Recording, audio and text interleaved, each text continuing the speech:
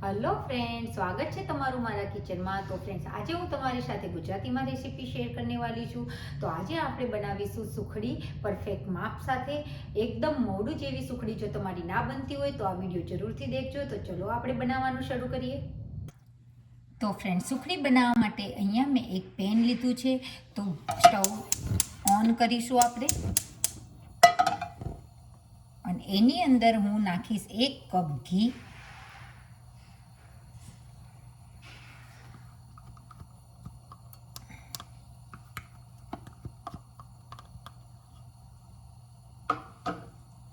તો ઘીને આપણે થોડું મેલ્ટ થવા દઈશું।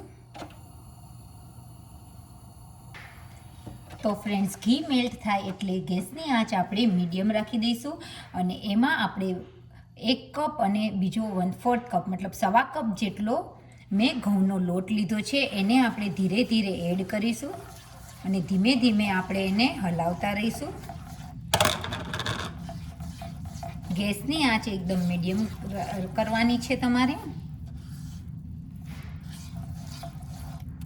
ધીમે ધીમે આપણે કન્ટિન્યુ એને મિક્સ કરી અને સારી રીતે એને લોટને ઘી સાથે આપણે મિક્સ કરીશું।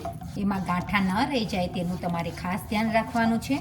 તો ફ્રેન્ડ્સ, તમે જોઈ શકો છો કે ઘીની સાથે લોટ સારી રીતે મિક્સ થઈ ગયો છે। તો હવે આપણે ગેસની આંચ થોડી મીડિયમથી વધારે રાખીને આપણે એને કન્ટિન્યુ હલાવીને લોટને આપણે શેકીશું।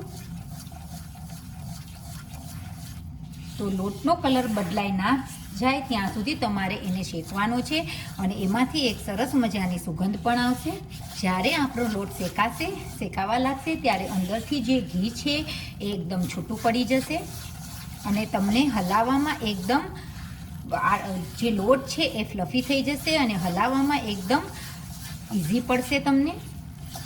તો તમે જોઈ શકો છો કે પહેલાં કરતાં જે લોટ છે તે એકદમ હલકો થઈ ગયો છે, પણ એનો કલર હજુ બદલાયો નથી, એટલે આપણે કન્ટિન્યુ એને હલાવતા રહીશું। સુખડી બનાવવા માટે તમારે એને કન્ટિન્યુ હલાવવું પડશે। તો ફ્રેન્ડ્સ, તમે જોઈ શકો છો કે લોટ શેકાઈ ગયો છે અને મિશ્રણ એકદમ હલકું થઈ ગયું છે, અને લોટનો કલર પણ એકદમ બદલાઈ ગયો છે, ગુલાબી કલરનો થઈ ગયો છે। તો હવે આપણે સ્ટવ બંધ કરી દઈશું। તો ફ્રેન્ડ્સ, મેં સ્ટવ બંધ કરીને એની જગ્યા બદલી લીધી છે। તમે પણ એને સ્ટવ ઉપરથી નીચે ઉતારી લેજો, અને પછી એને 1 મિનિટ સુધી કન્ટિન્યુ હલાવીને એને ઠંડુ થવા દઈશું। પછી આપણે ગોળ નાખીશું। તમારે 1 મિનિટ સુધી જ એને ઠંડુ થવા દેવાનું છે। જો આપણે ગરમમાં ગોળ નાખીશું તો સુખડી આપણી કડક થઈ જશે। ગરમમાં ગોળ નાખવાથી ગોળનો પાયો બની જશે અને સુખડી એકદમ કડક થઈ જશે, એટલે એને હલકું ઠંડુ કરીને પછી ગોળ એડ કરવાનો છે।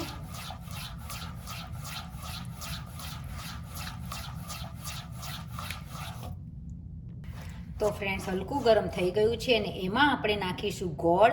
તો મેં 1 કપ ગોળ લીધો છે। તો તમારે ગોળને ખમણી લેવાનો છે, યા તો પછી એને ઝીણો ઝીણો સમારી લેવાનો છે। ગોળ નાખી અને સરસ રીતે એને મિક્સ કરી દેવાનો છે।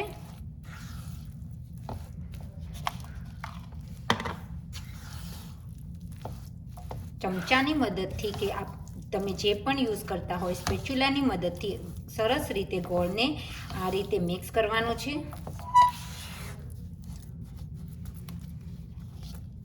ધીમે ધીમે બધો જ ગોળ, 1 કપ ગોળ લીધો તો એ બધો જ મેં એડ કરી દીધો છે।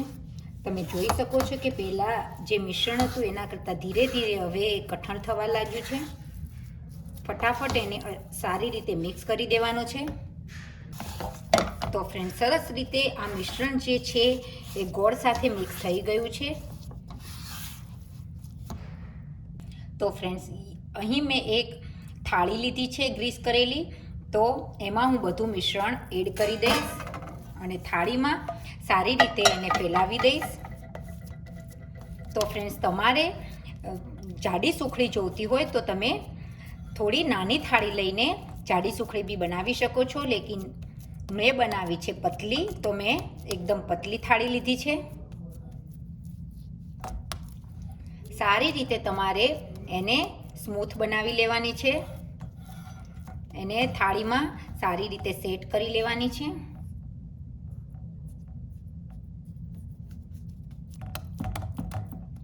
તમે ઉપર સ્મૂથ કરવા માટે વાટકીની બી મદદ લઈ શકો છો.